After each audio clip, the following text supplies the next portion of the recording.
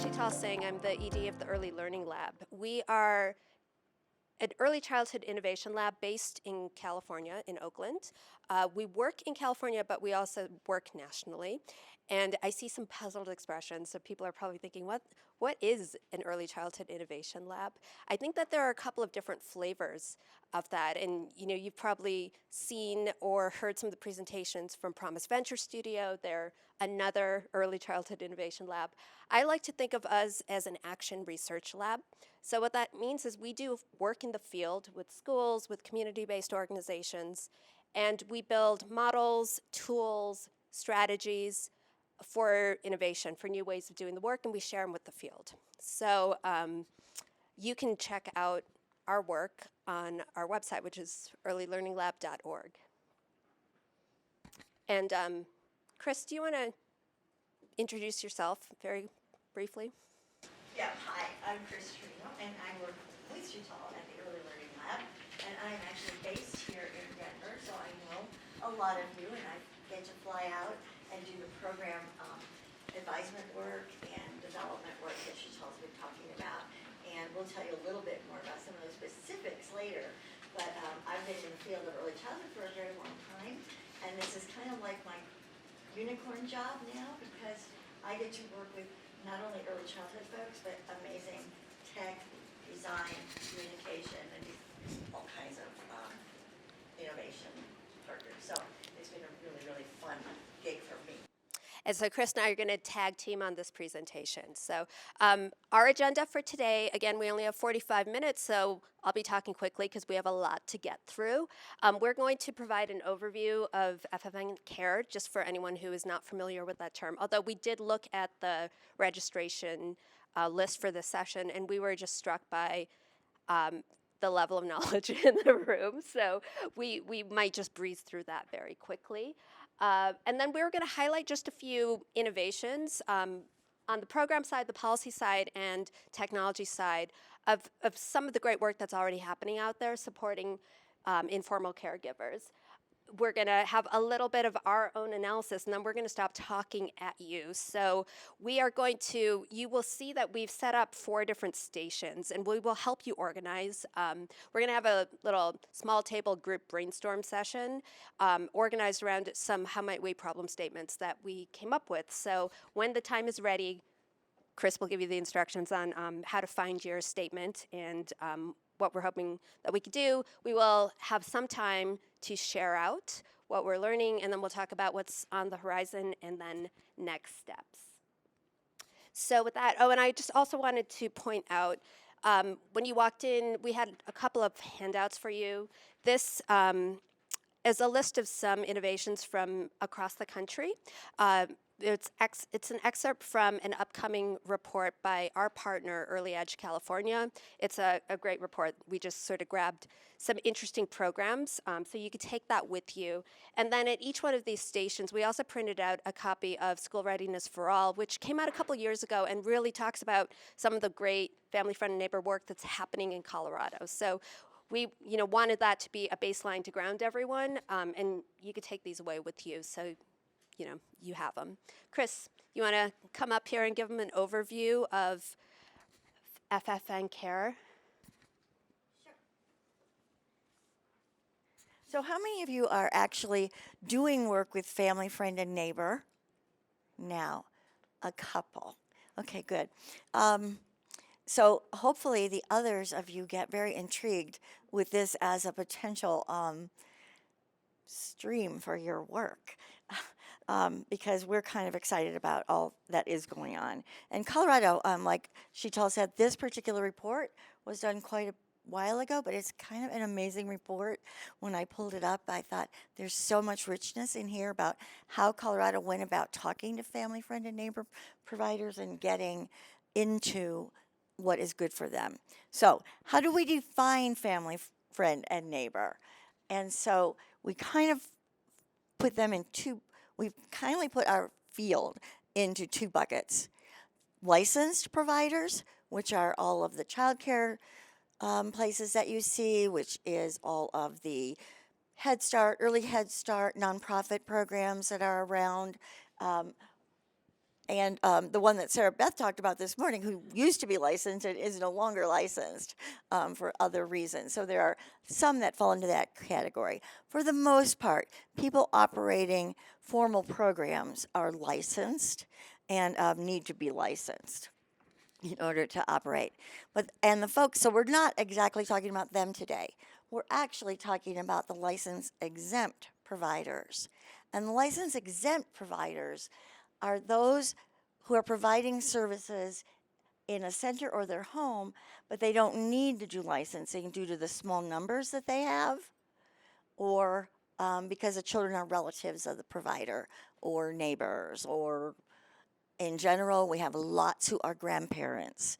The statistics on how many of the children in our country fall into this bucket of care is anywhere from 33 to 58%. And in some reports it's higher, and in some reports it's lower. And that's because it's pretty hard to count who's at home getting watched. I know myself, even as an early childhood person, I used exempt care when my children were little because, and there are perks to exempt care. We talk about it as big needs, but there's also perks because there's huge connection that goes on there. And Sarah Beth talked about that a little bit this morning too. So it's providers who only care for relatives, providers who only care for children of one other family maybe. It's cooperative agreements where no pay is involved, public rec programs, all those school programs, before and after programs at school. So that's the folks that we're talking about. So that's it. That's what I've got. You also may hear it called kith and kin. You also may hear it called informal providers. And in general, it means they're operating without a license because of these reasons. Over to you. Okay, great. And so as Chris said, a partner of ours actually, she looked at this presentation and we were saying, I think 58% of kids are being cared by family, friend, and neighbor care. And someone said, actually, it's 70% nationwide. And I actually believe that higher number. Again, it's really hard to count, but we know that it's a lot of relatives, it's a lot of grandmothers, and the providers are primarily women of color, lower income women of color as well. And I think, the sheer numbers are the reason why we're doing a deep dive on this sector or this section of the sector at the Early Learning Lab. And we really think that we need to think about how we do better at reaching and caring for the providers and the kids that they're providing care for. So, as I mentioned, in the sheet that you could have grabbed, or hopefully you did grab, over at the table there, we talk about a bunch of really great programs throughout the country, policy programs, but also actual community-based organizations who are providing services for these providers. And rather than go through the whole list, we just picked three that we wanted to just highlight very briefly. So the Arizona Kith and Kin Project. This is a 20-year-old project that is based in an organization called the Association for Supportive Childcare, based in Phoenix. It's evidence-based. They've had a 4-year evaluation done of their program that shows that there was a significant increase in 6 of 7 quality indicators for the providers that they work with. So it's a 14-week, 2-hour group training program. What I think is really great about it is that they are also starting to incorporate mental health consultation and services into their programs, and they run their programs in Spanish, knowing that, that's who most of their providers are. So this is something that might be a little bit outside of the box when you think about what we can do as a field, as an ecosystem for early childhood, but we really wanted to highlight it. SEIU has been working across several states to unionize informal child care providers. So this has happened in Washington and Illinois. It's in process in California as well, and several other states, I believe. And as you might imagine, it really just helps providers, again, many of whom are low income women, advocate for a livable wage, better supports, especially with the subsidy programs, which is where lower income families can get use vouchers to receive care, and then the providers get reimbursed. Typically, the rates are pretty low, so they can advocate for higher for increases in their reimbursements. And this might also, as well, it remains to be seen how successful this strategy is. But one of the outcomes that we're hoping for is that it helps really raise some of the awareness in the public that informal care providers are a thing, right? And that of the importance of the work that they do, and that they need to be supported.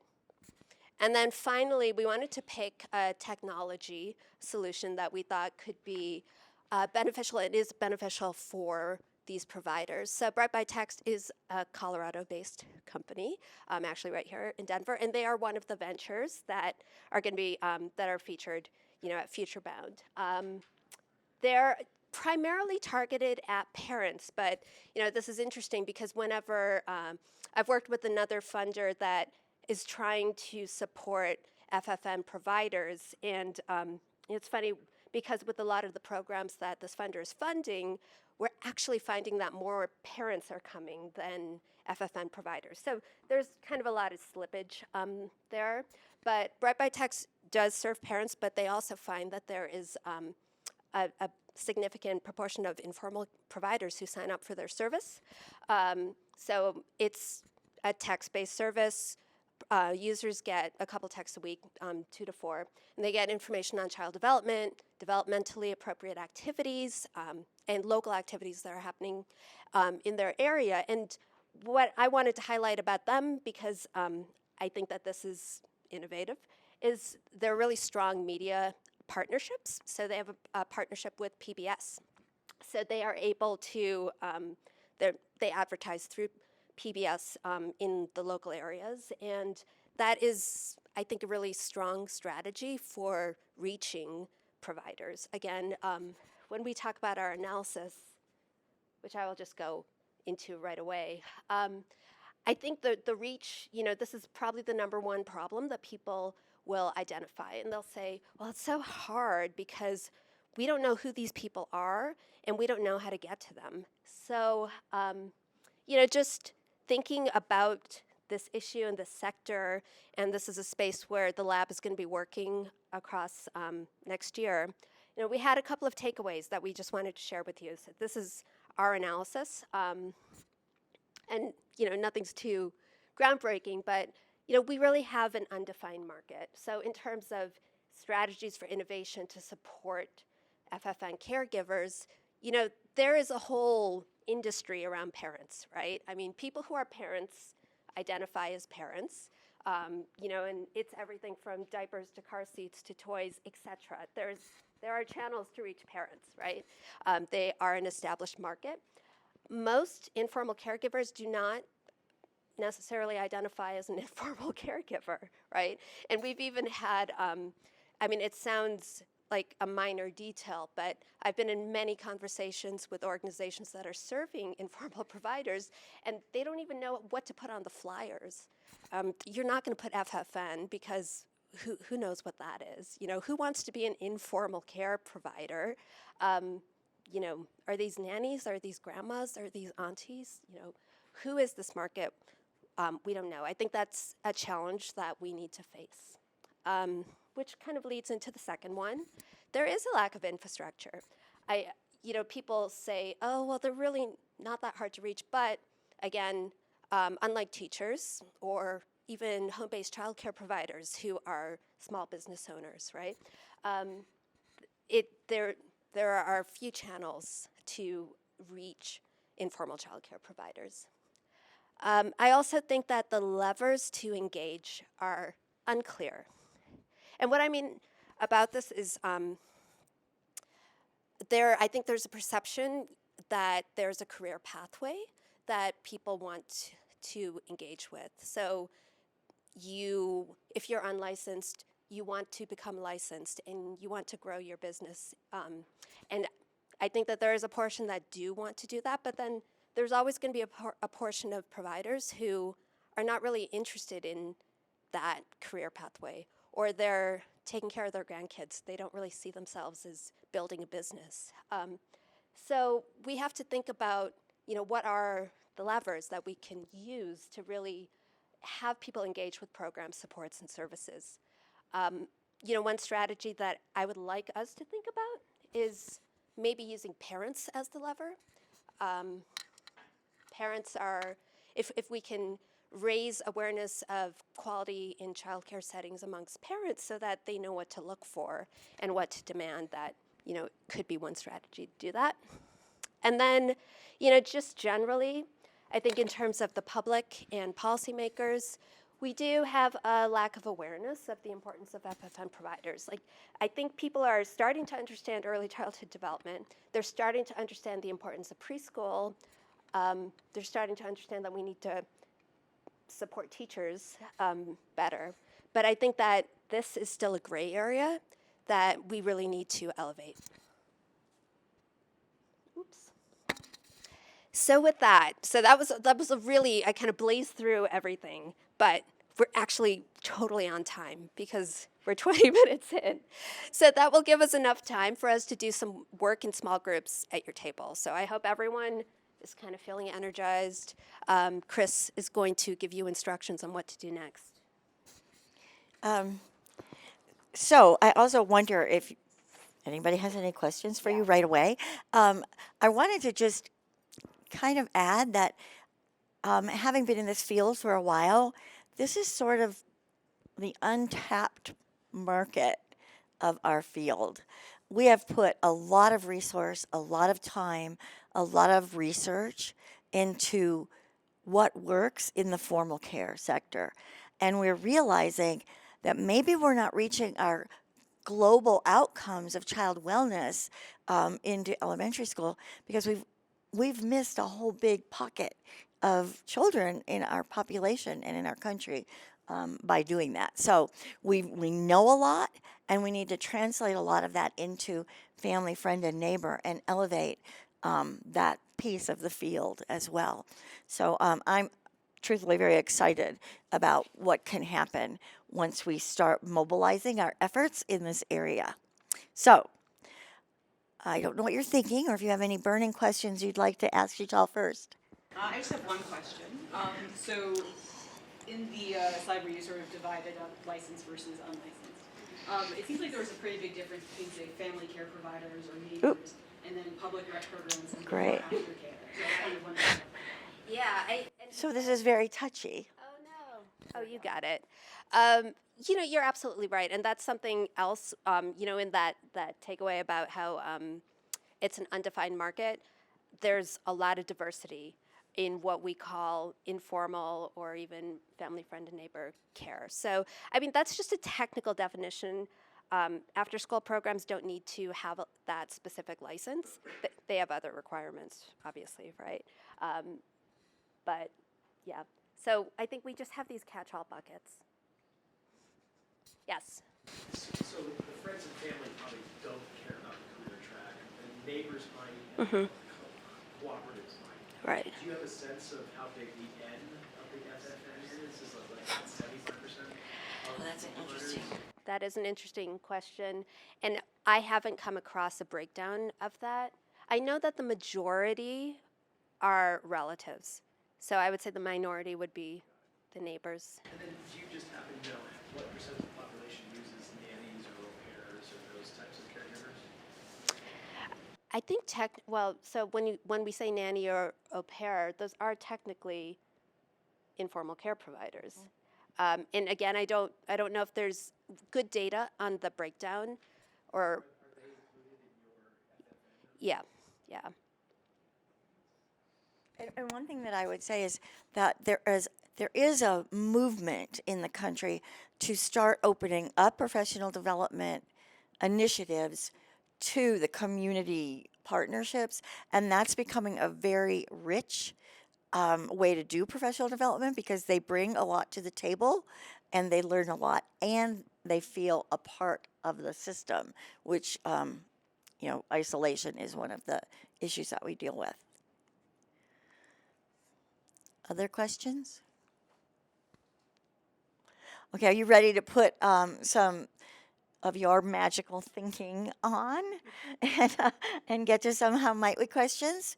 We have crafted 4 how might we questions, and we would love you to listen to these and kind of think about where you might like to go.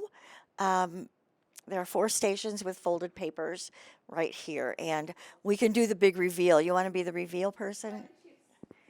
Your number 1 is right there by Julie in the orange shirt.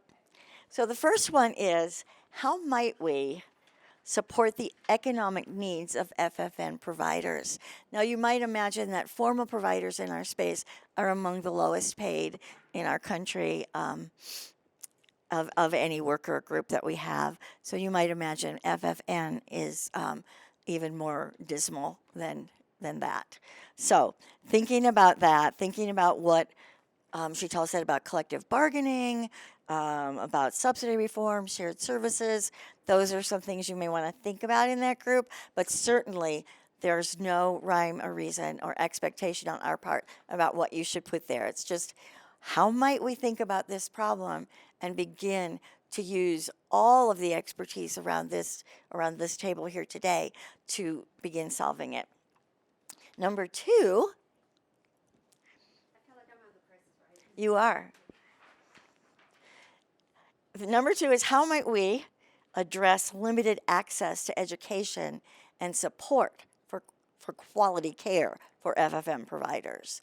So like I said, it's becoming a movement to start including, but it's certainly not the norm. And so what kinds of issues, barriers might there be that we could work on solving? How could technology be helpful for that? Et cetera, et cetera. So think totally out of the box. Think how you've solved problems in your own field, and help us think about these things in a more expansive way. Number 3, okay, I think that's number 4, but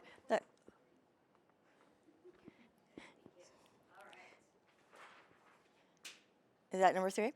Okay, number 3 is, how might we support or reduce the stress and social isolation of FFN providers? So we're kind of throwing out some of the problems that we see, kind of the pain points in this, working with this group of folks. And what do you think we can do? They work for extended periods of time. They may do overnight. They may really go to the nth degree for the families that they know and are so close to, and might be their daughter or son or the grandparent of. So what do we need to do to address their mental health needs? One thing that a grandmother coming to our trainings said to me is, I wish I'd known this for my own kids, but now it's hard for me to talk to my kids about what I know, about how I want to treat their children, because they were raised like I raised them, not with how I'm learning. So that proposes a different kind of a challenge. So how can we be more effective across all those services of mental health and stressful working conditions and stressful communications? Number 4 is over here by Sheetal. How might we address the language needs of FFN providers and address disenfranchisement rooted in ethnicity and immigration status? So they're a little bit thorny, intended to be so, but those are the realities. Sometimes a reason somebody might be licensed is for that reason. Or they might say, I'm only taking a couple kids because I don't want to do anything else. So, and like Sheetal said before, majority of FFM providers are women of color. Those in California and here speak many different languages. More languages there, lots of languages here that are present that we need to think about, both preserving, honoring, and reaching. So how do we really build language inclusive systems of support for folks? And how do we ensure that what we're doing is culturally competent, that we're not coming in and saying, here's what has to happen. So those are some big policy issues, as well as qualitative issues, as well as heart issues. So, so I don't know how many of you were resonated to each one of those. It would be great to have about 4 or 5 people at each one. So if you could kind of move, and there are markers there so you can brainstorm, think out of the box. Sky's the limit. Even if it doesn't sound like a great solution, let's get it down. And I just wanted to add, in the interest of building an ecosystem here in Colorado, which, this is what Futurebound is about, we want unlikely partners, we want different types of thinking. And since we only have about 15 minutes for this brainstorm, just spew out ideas. Don't question how crazy anything is.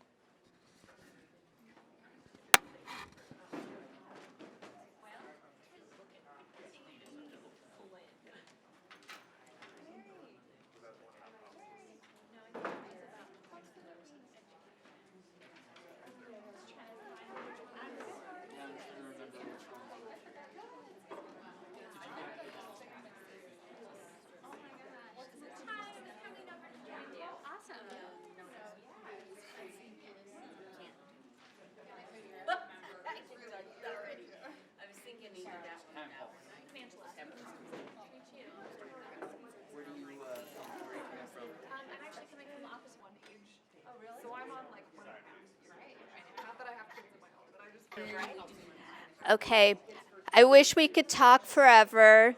I do want to just warn people that we are at 12:42. So if anyone had a hard stop at 12:45, just letting you know.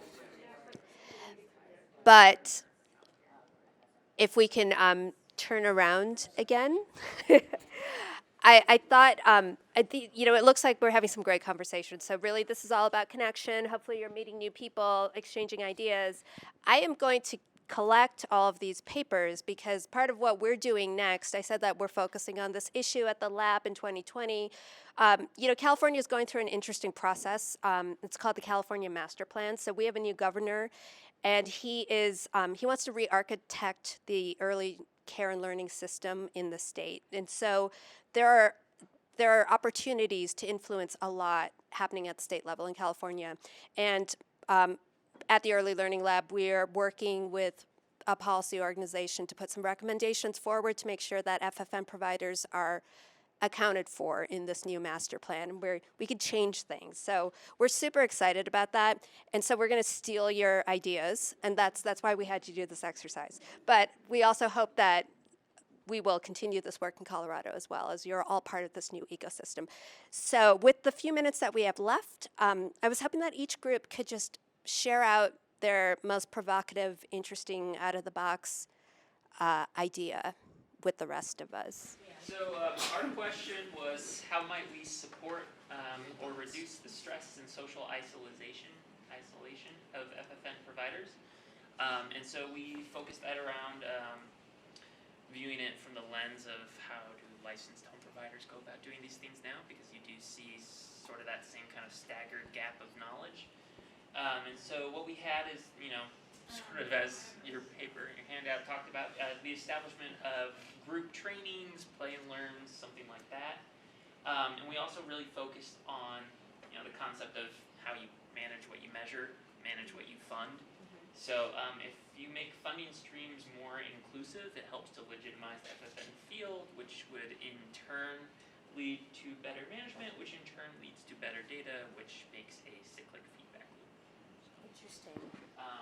And then also the other thing that we discussed, one of the hurdles is the friction between licensed providers and FFN. When you do see funding streams go towards FFN, you will get a lot of complaints from licensed providers. So we also discussed how there would need to be a more inclusive communal approach to let everybody know we're all on the same side. Yeah. Thank you. That's a great point. I think that we don't think about very often. How about table 4 back there. Our question was, how do we address the language needs of FFN providers and address disenfranchisement rooted in ethnicity and immigration status?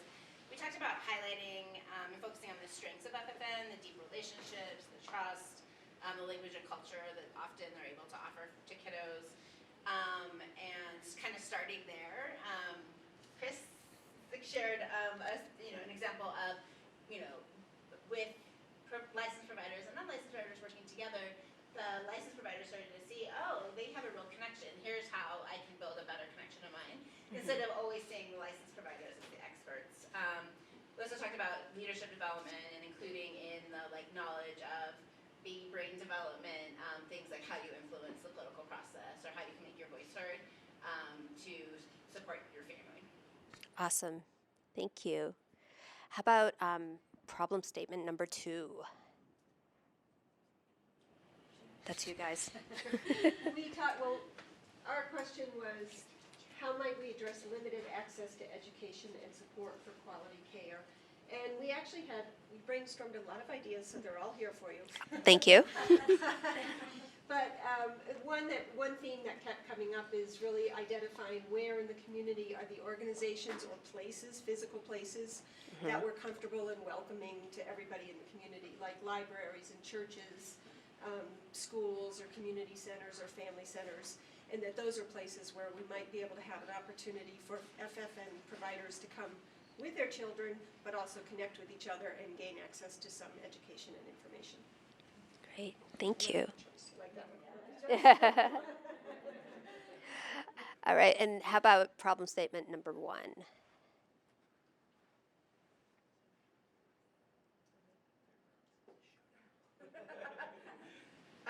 How might we support the economic needs of FFN providers?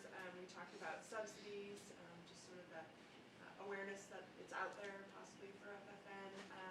Quality matters overall, and what we had more on that. We talked about tax credits as a possible way to kind of infuse dollars into FFN. And food assistance, so the CHCFP, the federal food program, just how some FFN providers are knocked out of that. They can't have access to that because of Immigration status. immigration status. We also mentioned a little bit about healthcare coverage. And then we dug a little deeper into just the rates. Yeah, the market rates and how, that can really have an impact on FFN. Right. Great. Lots of ideas there. Nice. Well, thank you, everyone. I wish we had more time. We are at time, and there is another session in this room at 1 o'clock. But please reach out if you have more questions or just want to connect around your work. And there are ways that we can support each other. That's what this conference is here for. So we're super grateful for all of your brainstorming. Thank you.